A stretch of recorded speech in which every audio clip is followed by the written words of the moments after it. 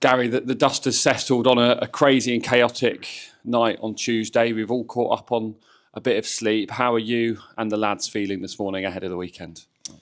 Yeah, I'm tired this morning, so I don't know how the lads are feeling, but yeah, it's time to re-energise, to get going again. We're in as a group, but there'll be a split group recovery group and a training group.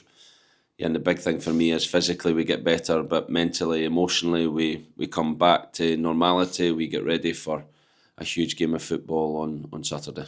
And you sort of touched on this on your answer on Tuesday night, but as a platform going into those final matches of the league season, you couldn't have asked for a more gutsy and togetherness in terms of performance. Yeah, and look, the players, I get on at the players so much, and I'm sure at times they hear me in their sleep when I'm shouting, but that is what they're capable of, and that has to be a level now that we try and get to more often, because to play a Premier League team, albeit a kind of a second string that started the game, but the big hitters came on with 10 men for a long period, the team spirit, the desire, the hunger to help each other, to cover.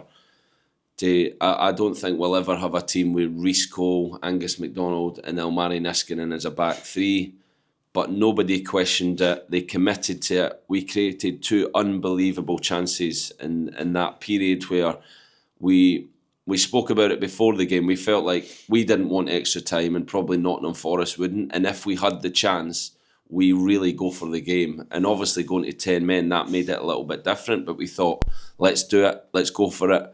And still the players committed to that. And that was, for me, the big thing that comes out the game, that we have to take forward, that we have to make sure in the next 17 league games, every single League One team we play can feel that team spirit and that togetherness that we had.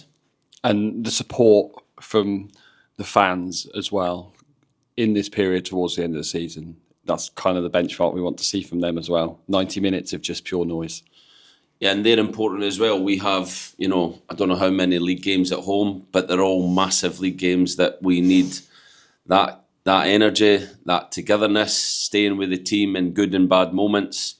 We're going to need them as well. But I think we showed as a football club, how good we really are on Tuesday night. And it was, for the whole kind of country to see that was really pleasing. Obviously, I don't like losing. I keep kind of saying to people who say, well done, we're so proud. And I'm like, we lost the game, So ultimately we lost the game, but I think we came out and with so many positives that we have to try and take forward. On to Saturday then, Cambridge themselves find themselves in the relegation zone. I mean, how important is it that we get a win on Saturday? It's important, but there's 17 games left. We have to commit, like we did on Tuesday, to 17 games. And this is a massive game because of where the teams are. But ultimately, it's not going to decide our season. There'll be 16 games left after.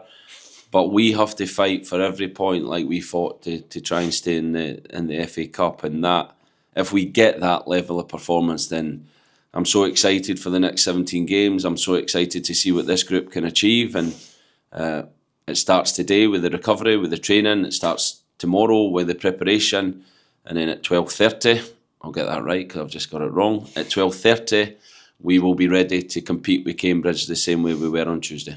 Are you much more confident now, given the fact that you have a pool of out-and-out defenders to put in defence, if you like?